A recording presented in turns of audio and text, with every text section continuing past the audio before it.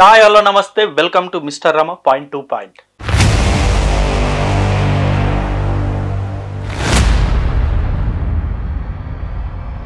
Yes, Jubilee Hills by elections. Yes, ఇప్పుడు తెలంగాణ రాష్ట్రంలో ఇదొక హై వోల్టేజ్ ఎలక్షన్ అయిపోయింది ప్రస్తుతం ఈ జూబ్లీ హిల్స్ బై ఎలక్షన్స్ అనేవి. సో మన అందరికీ తెలుసు, మాగంటి గోపీనాథ్ గారు అంటే కంటిన్యూస్గా విజయం సాధించిన వ్యక్తి. మరి ఈ జూబ్లీ హిల్స్ బై ఎలక్షన్స్లో గెలిచేది ఎవరు? గెలిచేది ఏ పార్టీ? కాంగ్రెస్ పార్టీయా, బీఆర్ఎస్ పార్టీయా, బీజేపీ పార్టీయా? సో మనందరికీ తెలుసు, జూబ్లీ హిల్స్ బై ఎలక్షన్స్లో కాంగ్రెస్ పార్టీ తరపు నుండి నవీన్ యాదవ్ నిలబడుతున్నాడు. అలాగే బీఆర్ఎస్ పార్టీ నుండి సునీత గారు, ఏదైతే మాగంటి గోపీనాథ్ గారి సతీమణి మాగంటి సునీత గారు కంటెస్ట్ చేస్తున్నారు. అండ్ బీజేపీ పార్టీ నుండి ఇప్పటికీ కూడా చాలా డైలమాలో ఉండింది, బీజేపీ పార్టీ నుండి ఎవరు కంటెస్ట్ చేస్తారు ఏంటి అని చెప్పేసి. సో ఇవాళ అనౌన్స్మెంట్ చేశారు, బీజేపీ పార్టీ నుండి లంకాల దీపక్ రెడ్డి గారు పోటీ చేస్తున్నారు. సో ఇప్పుడు ఈ ట్రయాంగిల్ ఫైట్ అనేది ఉండబోతుంది. November 11th ఎలక్షన్స్ జరగబోతున్నాయి. దాని తర్వాత వెంటనే రిజల్ట్స్ కూడా అనౌన్స్ చేస్తారు. సో ముందుగా మీ అభిప్రాయం ఏంటి? జూబ్లీ హిల్స్ బై ఎలక్షన్స్లో ఏ పార్టీ గెలిచే అవకాశం ఉంది? కాంగ్రెస్ పార్టీయా, బీఆర్ఎస్ఆ, బీజేపీయా? మీ అభిప్రాయం ఏంటో కింద కామెంట్ రూపంలో ఖచ్చితంగా తెలియజేయండి. అలాగే నా ఛానల్ని మీరు ఇంకా సబ్స్క్రైబ్ చేయని వాళ్ళు ఉంటే డెఫినెట్గా సబ్స్క్రైబ్ చేసుకోండి. ఇలాంటి బోల్డ్ అనే విషయాలు మనం మాట్లాడుకుందాం డైలీ. ఇక వివరాల్లోకి వెళ్ళిపోతే ఒక్కొక్క పార్టీ అడ్వాంటేజ్ ఏంటో మనం చూద్దాం. అడ్వాంటేజ్ అండ్ డిసడ్వాంటేజెస్, గెలిచే అవకాశం ఏ పార్టీకి ఉందనేది. ముందుగా మనం ఈ కాంగ్రెస్ పార్టీ గురించి మనం మాట్లాడుకుందాం. కాంగ్రెస్ పార్టీ అడ్వాంటేజెస్ ఏంటి అన్నది. సో కాంగ్రెస్ పార్టీ అడ్వాంటేజెస్ ఏంటి అంటే గెలిచే అవకాశం ఎంతవరకు ఉందన్నది కూడా మాట్లాడుకుందాం. కాంగ్రెస్ పార్టీ అడ్వాంటేజ్ ఏంటంటే ప్రస్తుతం కాంగ్రెస్ పార్టీ అధికారంలో ఉంది. అదే బిగ్గెస్ట్ అడ్వాంటేజ్ కాంగ్రెస్ పార్టీ. ఎందుకంటే మనం చూస్తాం, బై ఎలక్షన్స్లో 90% అధికారంలో ఏ పార్టీ ఉంటే ఆ పార్టీయే గెలుస్తుంది. జనరల్ సూత్రం ఇది. ఎందుకంటే పబ్లిక్ కూడా అలాగే ఆలోచిస్తారు. భయంకరమైన వ్యతిరేకత ఉంటే తప్పితే అధికారంలో ఉన్న పార్టీ ఓడిపోదు. ప్రజలు కూడా ఇదే ఆలోచిస్తారు. ఇప్పుడు అధికారంలో ఉన్న పార్టీ ఎమ్మెల్యేని గెలిపించుకుంటే ఆ నియోజకవర్గానికి సంబంధించి నిధులు వస్తాయి, ఆ నియోజకవర్గానికి సంబంధించి పనులు జరిగిపోతాయి. డబుల్ బెడ్రూమ్ హౌస్ కావాలన్నా ఎమ్మెల్యేని అడగవచ్చు, లేకపోతే రోడ్లు కావాలన్నా ఎమ్మెల్యేని అడగవచ్చు.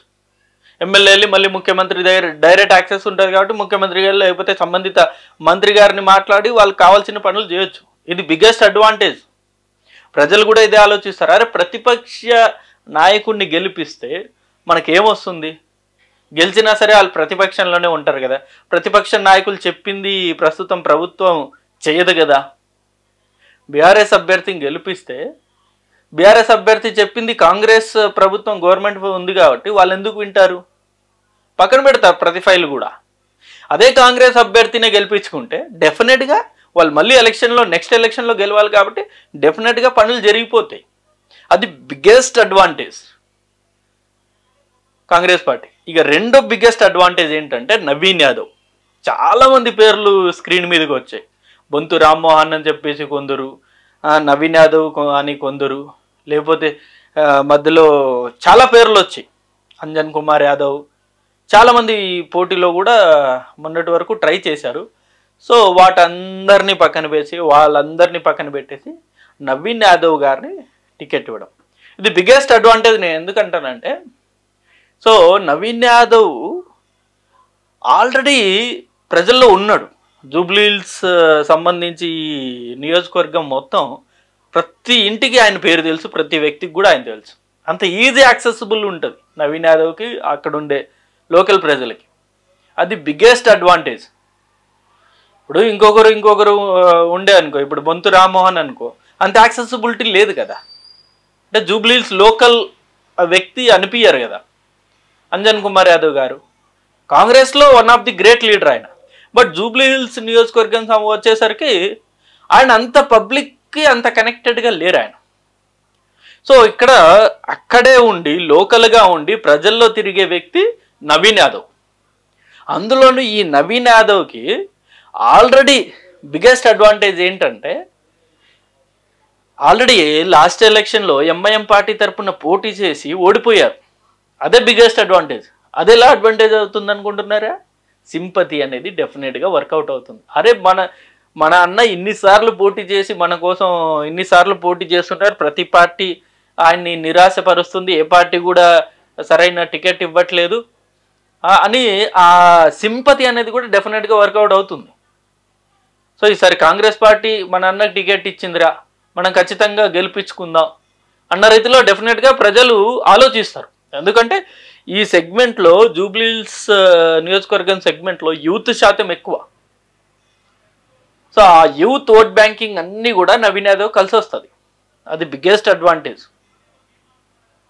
ప్లస్ నవీన్ యాదవ్ ఇప్పుడు రెగ్యులర్గా చెప్తున్న మాట, నేను మీకు నిరంతరం అందుబాటులో ఉంటాను, మీరు నన్ను గెలిపిస్తే డెఫినెట్గా మీరు ఎప్పుడైనా సరే నా తలుపు తట్టొచ్చు అని చెప్పేసి కూడా ఆయన చెప్తున్న మాట. అంత యాక్సెసిబిలిటీ కూడా ఉంది. సో ఆయన మీద రకరకాల అలిగేషన్స్ అనేవి వచ్చాయి.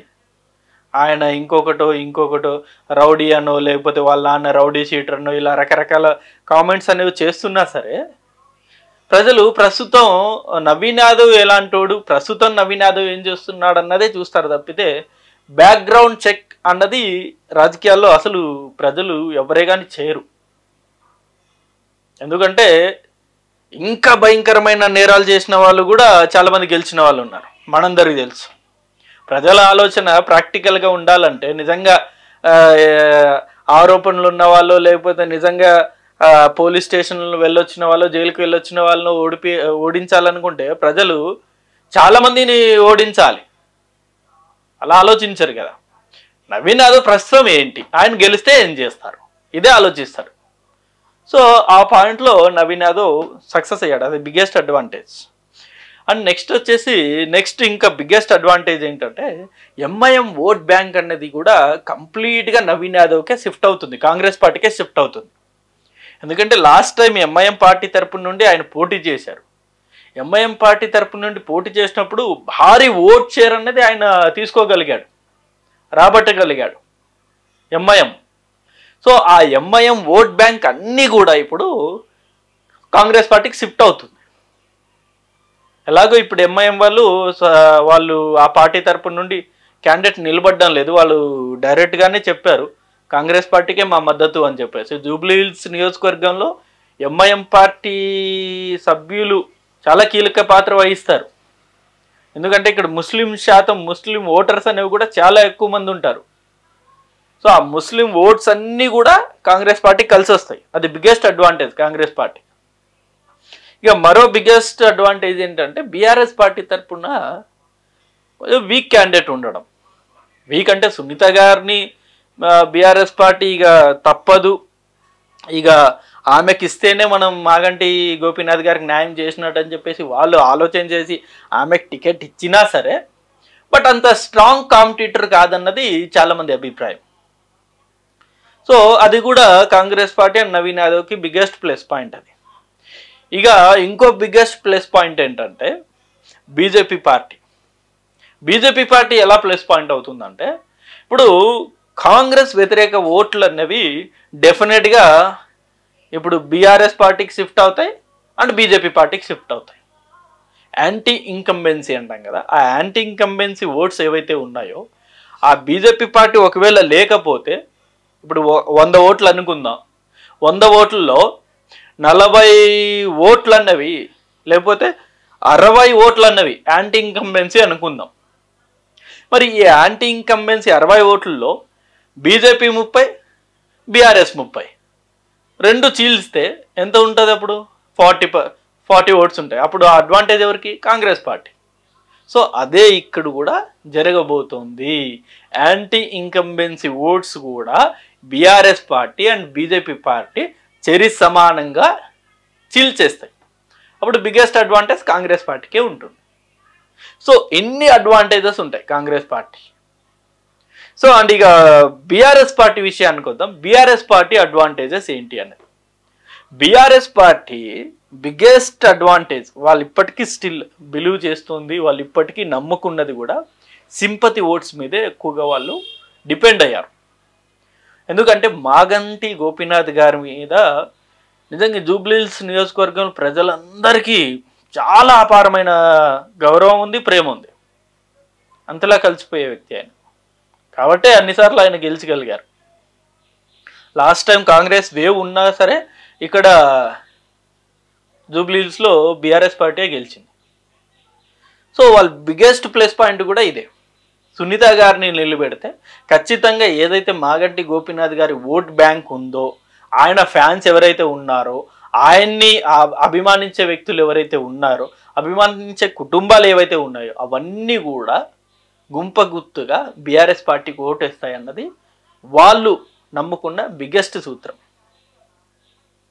అది ఓ రకంగా డెఫినెట్గా అది అడ్వాంటేజ్ లానే మనం చెప్పుకోవచ్చు. ఎందుకంటే డెఫినెట్గా ఏదన్నా ఇలాంటి ఇన్సిడెంట్స్ జరిగినప్పుడు వాళ్ళ ఫ్యామిలీలో వ్యక్తి వస్తే డెఫినెట్గా ప్రజలు కూడా ఆరాధించే అవకాశం డెఫినెట్గా ఉంది. మనం చాలా ఎలక్షన్స్లో కూడా చేస్తాం. అది బిగ్గెస్ట్ అడ్వాంటేజ్. ఇక రెండో బిగ్గెస్ట్ అడ్వాంటేజ్ ఏంటంటే కాంగ్రెస్ పార్టీ మీద ఉన్న వ్యతిరేకత.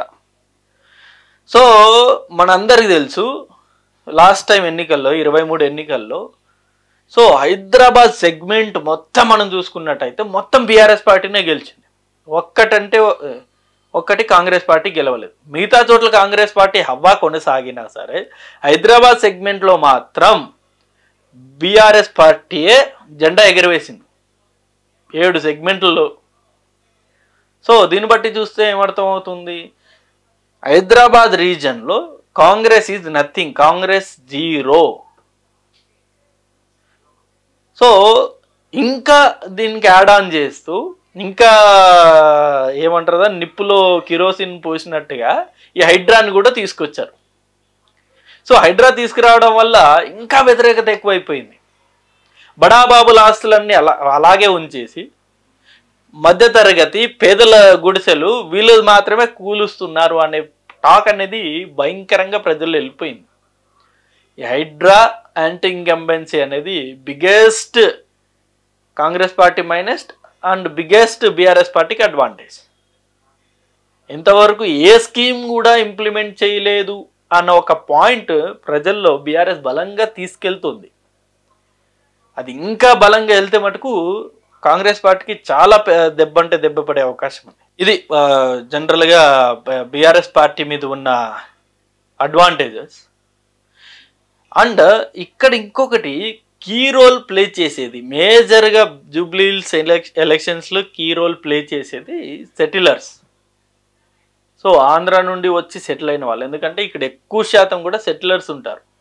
మధురానగర్, వెంగళరావు నగర్ కావచ్చు, యూసఫ్గూడ కావచ్చు, కృష్ణానగర్ కావచ్చు, ఈ డివిజన్స్ అన్నిటిలో ఎక్కువ సెటిలర్స్ ఉంటారు. ఈ సెటిలర్స్ అందరూ కూడా ప్రస్తుతం కాంగ్రెస్ పార్టీ వైపు ఉన్నట్టే కనిపిస్తున్నా సరే వాళ్ళు ఎప్పుడు ఏ రకంగా మారుతారో కూడా తెలియని పరిస్థితి. ప్రస్తుతానికైతే సెటిలర్స్ అందరూ కూడా ఎక్కువగా కాంగ్రెస్ పార్టీ వైపే మొగ్గు చూపుతున్నారు. అందుకు కాబట్టి వాళ్ళు కూడా లాస్ట్ టైం జూబ్లీహిల్స్ ఎన్నికల్లో వాళ్ళు మనం ప్రూవ్ చేశారు అది వాళ్ళు. ఇక మూడో బిగ్గెస్ట్ పార్టీ ఏది అంటే BJP party. So BJP party ఈ ఫైట్లో అంటే జనరల్గా ఈ జూబ్లీహిల్స్ ఫైట్లో అంత కీలకంగా అనేది ఉండకపోవచ్చు, కేవలం థర్డ్ ప్లేస్లో మాత్రమే ఉంటుంది. డెఫినెట్గా వాళ్ళు ఎంత గట్టి ప్రయత్నాలు చేసినా, కిషన్ రెడ్డి గారు వచ్చి ప్రచారం చేసినా, మోదీ గారు వచ్చి ప్రచారం చేసినా, అమిత్ షా గారు వచ్చి ప్రచారం చేసినా, ఎవరు వచ్చి ప్రచారం చేసినా సరే బీజేపీ పార్టీ అనేది 3వ స్థానంలోనే ఉంటుంది. అట్లీస్ట్ 2వ స్థానం కూడా అవకాశం లేదు బీజేపీ పార్టీ. గెలుపుకి చాలా దూరం. ఏదో పోటీ చేయాలి కాబట్టి డెఫినెట్గా పోటీ చేయాలని చేస్తున్నారు తప్పితే డెఫినెట్గా గెలిచాలని పోటీ అయితే లేదు. ఈవెన్ లంకాల్ దీపక్ రెడ్డి గారికి కూడా ఇది తెలుసు. ఒకవేళ మనం జూబ్లీహిల్స్ ఎన్నికల్లో పోటీ చేసినా మన ఎఫర్ట్ వేస్ట్, మన డబ్బులు వేస్ట్ తప్పితే మనం గెలవము అని చెప్పేసి ఆయనకు కూడా క్లారిటీ ఉంది. బట్ పార్టీ తరఫున ఆయనే ఉన్నారు కాబట్టి హైదరాబాద్ సెగ్మెంట్లో ఆయన నిలబెట్టడం జరిగింది. ఇక సో మొత్తానికి ట్రయాంగిల్ ఫైట్ కాస్త ఇప్పుడు కేవలం నువ్వా నేనా అన్నట్టు బీఆర్ఎస్ కాంగ్రెస్ పార్టీ ఇరు పార్టీల మధ్య ఉంది. ఇది డెఫినెట్గా బీజేపీ పార్టీకి జూబ్లీహిల్స్లో 3వ స్థానమే ఉంటుంది. సో ఈ బీఆర్ఎస్ పార్టీ వర్సెస్ కాంగ్రెస్ పార్టీలో గెలిచేది ఎవరు అనేది అల్టిమేట్గా మనకు November 11th డిసైడ్ అవుతుంది. ఆ రోజు వచ్చే ఓట్స్ బట్టి మనకు నెక్స్ట్ డే రిజల్ట్స్ అనేవి ఉండబోతున్నాయి. సో ప్రస్తుతానికైతే కాంగ్రెస్ పార్టీకే కొంత అడ్వాంటేజ్ అనేది ఎక్కువగా ఉంది. బట్ చెప్పలేం మనం, ఎందుకంటే ఇక్కడ బీఆర్ఎస్ కూడా ఇటు హరీష్ రావు గారు కేటీఆర్ గారు ఇద్దరు రాబోతున్నారు. అంటే త్వరలో కేసీఆర్ గారు కూడా రోడ్ షో ఉండబోతుందని చెప్పేసి కూడా మనం వింటూనే ఉన్నాం వార్తల్లో. వీళ్ళిద్దరూ రంగంలో దిగి, కేటీఆర్ గారు హరీష్ రావు గారు రంగంలో దిగి మొత్తం కాంగ్రెస్ పార్టీ మీద ఉన్న వ్యతిరేకతను మొత్తం వాళ్ళు కనుక ప్రజల్లో తీసుకొని వెళ్ళగలిగితే వాళ్ళకు కూడా అడ్వాంటేజ్ ఉంటుంది. ఏదో ఒక స్టేట్మెంట్ ఇచ్చారు కదా, ఏది అక్క వర్సెస్ రౌడీ అని చెప్పేసి, మహిళా వర్సెస్ రౌడీ అని చెప్పేసి. అంటే మహిళ అంటే ఇక్కడ సునీత గారు మహిళా వర్సెస్ రౌడీ నవీన్ యాదవ్ అని చెప్పేసి కూడా బీఆర్ఎస్ వాళ్ళు ఆ నినాదాన్ని తీసుకెళ్తున్నారు జనాల్లో. అది ఎంతవరకు సక్సెస్ అవుతుందో ప్రస్తుతానికైతే మనం అంచనా వేయలేము. సో ఏది ఏమైనప్పటికీ ఈ టైట్ ఫైట్ అనేది ఇప్పుడు సెమీఫైనల్ కంటే కూడా ఎక్కువగా ఉంది. ఎందుకంటే ఇక్కడ కాంగ్రెస్ పార్టీ ఓడిపోతే మాత్రం ఖచ్చితంగా బీఆర్ఎస్ పార్టీకి అది బలం చేకూరుతుంది. నెక్స్ట్ ఎన్నికలకి అదొక సంకేతం వెళ్తుంది, బీఆర్ఎస్ పార్టీ బలంగా ఉంది, బలంగా మళ్ళీ రాబోతుంది అని చెప్పేసి. ఒకవేళ బీఆర్ఎస్ పార్టీ ఓడిపోతే మాత్రం ఇక బీఆర్ఎస్ పార్టీ ఇక మొత్తానికి ఇక ప్రజలు మర్చిపోయే పరిస్థితి వచ్చేసిందనే స్టేట్మెంట్ కూడా జనాల్లో వెళ్తుంది. కాంగ్రెస్కి ఇంకా బలం పెరుగుతుందన్నమాట. ఎస్, రేవంత్ రెడ్డి గారి పరిపాలన మీద ప్రజలు ఇంకా నమ్ముతున్నారు అనే ఒక బలమైన సందేశం జనాల్లో వెళ్తుంది. తద్వారా రాబోయే అన్ని ఎన్నికల్లోనూ పంచాయతీ కావచ్చు, జెడ్పీటీసీ, ఎంపీటీసీ, జిహెచ్ఎంసీ ఇలా ఏ ఎన్నికలు వచ్చినా సరే కాంగ్రెస్ పార్టీకి చాలా అంటే చాలా అడ్వాంటేజ్ అనేది ఉంటుంది. సో ఇది వీడియో అండ్ ఈ అంశం మీద మీ అభిప్రాయాన్ని కూడా కింద కామెంట్ రూపంలో డెఫినెట్గా తెలియజేయండి. Thank you for watching this video. Thank you.